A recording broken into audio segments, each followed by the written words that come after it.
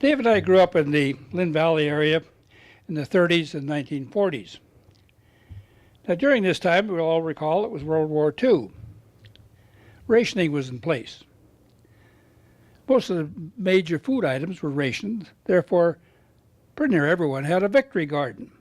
Now what did we learn from a victory garden? The miracle of seeds. You could put a little seed in the ground, and soon thereafter you could actually harvest a carrot, an onion, a radish. So that was the lesson that we learned. We learned a lot of things by observation. We also had chores relative to the garden. That kept us busy. We walked to school a mile each way. Now during that walk, on all 4 seasons, you'll learn to recognize certain things. The buds in the trees in the spring, which later became the fruit that you enjoyed in the summer and the fall. Sometimes in your yard, sometimes in other people's yards. The primary forms of transportation on the North Shore in those days was either the streetcar, the ferries that connected the North and West Vancouver, and cycling. A few people had cars, but gas was rationed, so that sort of limited that. There were no lifts up Hollyburn Mountain, or Grouse, or Seymour. If you wanted to go up, you hiked up. Grouse Mountain had a toll road. People had to pay for that, so you'd hike up anyway. If you're busy and keen, you got a paper route. That gave you some money. Then you can get a bicycle. That was an accomplishment. By exploring the mountains around Lynn Valley and later westward to Grouse and Hollyburn, you learned a great deal about the outdoors without thinking about learning. You just simply realized that that tree, that stump, that creek is the turning point to go left, right, south, or north. So the one requirement, get home for dinner. Your parents didn't tell you where to go. You just went and explored our playground, which was the North Shore Mountains.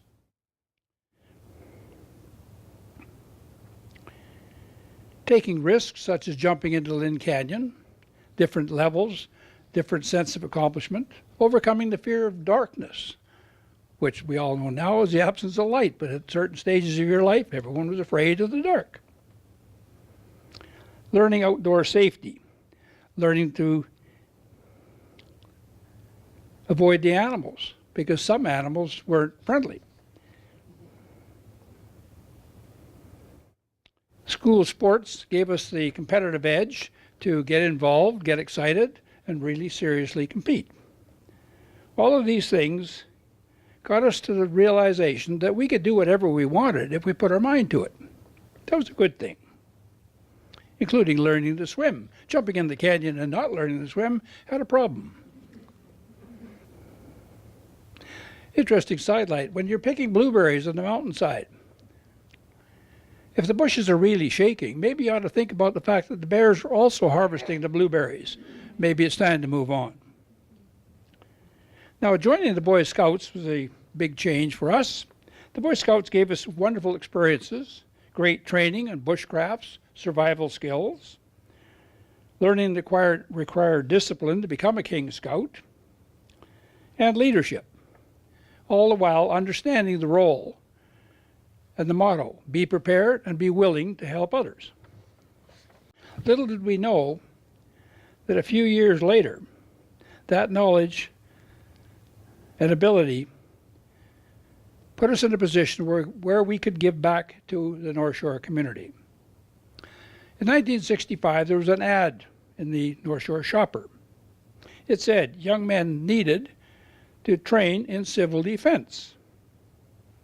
Dave and I, along with 10 others, responded to the police office to see what was this all about. Little did we know that this would change our entire subsequent life. The training initially was for nuclear attack, earthquakes, fires, flood, heavy rescue, and some auto extraction courses and first aid. During the next 3 years, we pursued these training activities and had the occasional call from police and fire to assist in fires and auto extraction and some rescues and a few recoveries. Our first major call was in 1968. A young person had fallen off the north face of Goat Mountain. Goat Mountain is 2 mountains behind Grouse Mountain. It's a very serious precipitous face. Quickly we realized as we went in there that our training thus far for nuclear attack, earthquake, and fire wasn't doing the trick. 3 days later, with the considerable assistance and leadership of KARL Winter, a friend from the ALPINE Club, 442 Squadron helicopter, 3 days later, we got the body off the mountain. This made us realize that we have to change the focus of our training and the skill level required to meet the changing community needs. Interestingly, the Tuesday night trainings that took place at the beginning in 1965 continues to this day. 10 months of the year, the team trains every Tuesday night. Rain or shine, don't care when, don't care where, you will be training.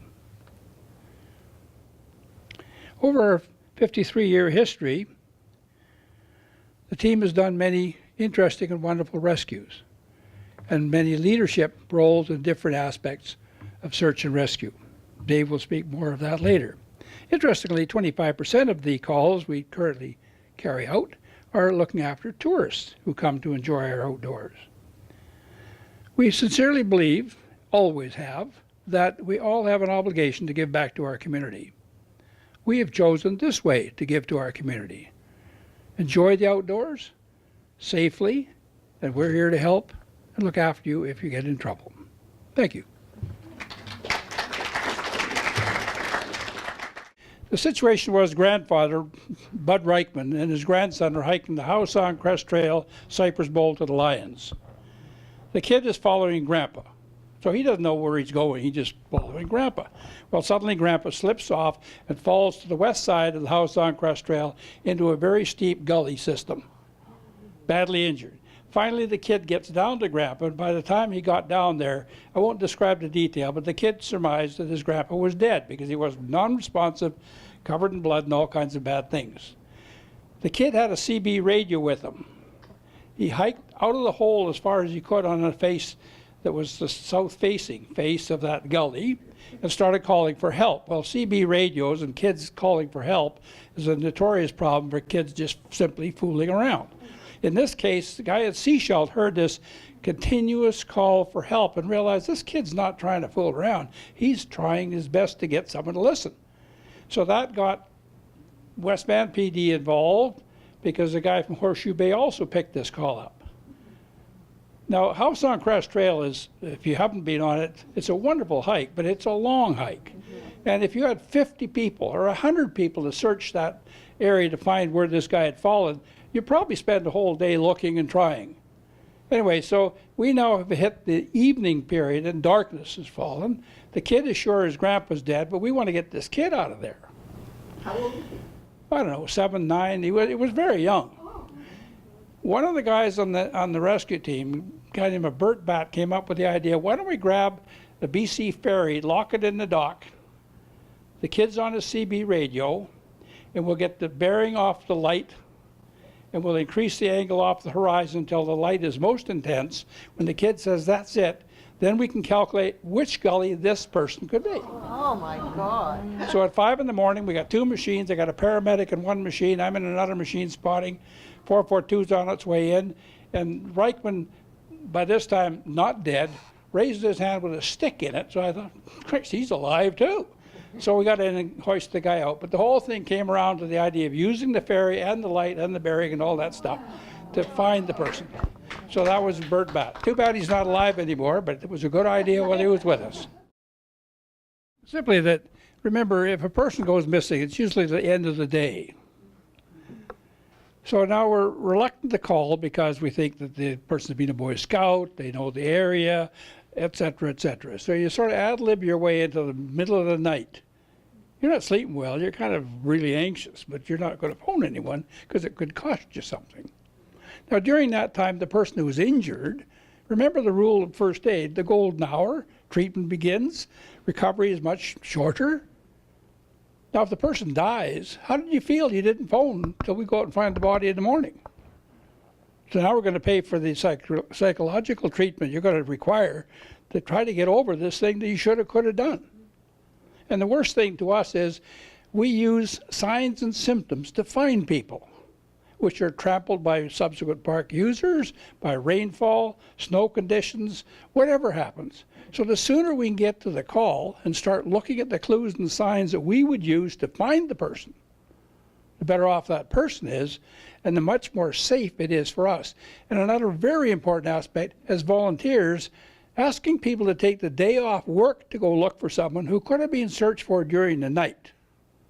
It's just plain stupid. We've all worked all night and come home, have a shower, go to work, not even think about it. But if you, the sooner you get onto it, and we had a major specialist, a spinal specialist, saying that the sooner you can get that person with a hematoma in the spinal column, the sooner that treatment starts, they don't end out in 15 months in GF Strong. It all backs up to the decision, like the fire department. Smell smoke, phone fire. Missing person, phone the police. They'll sort out what has to happen. We had support from our wives. And I'm not talking about support and say, go get them. No, I'm talking about the phone calls, the hours, looking after everything, because we're gone. We're gone for days sometimes. So somebody has to step up and do all of those things that normally the couple would do. But they're doing it because you're not there. So there's a significant contribution besides just being, quote, supportive. So, Beverly and Margaret and Mary, congratulations. If you are interested in going hiking and you don't know where you're going to go, don't know what level of strenuous undertaking you're getting into, North Shore Hikers, and I don't own them, I used to guide trips for them, but they're safe. After 50-odd years I've been involved with them off and on. I think we've had about 4 calls generated because of some misadventure in the hike. But it's a group hike, 3 different levels, every weekend, meet point, get together, away you go. And it's properly led, safely led, and you get home and you experience places you would never even think to go and enjoy. If you ever want to have a magic moment, you spend all night searching for someone. And on the radio, finally, at some point in the middle of the night, you hear someone's found them. So Karl and I, or whoever, we're somewhere on the top of this peak, and then slowly the sun begins to rise. And the millions of diamonds, which is in fact the snow, and those rays of light that you can see the world as the light comes on the snow. That's a gift you can't buy, you have to be there. When you experience that, it's an incentive to do it again.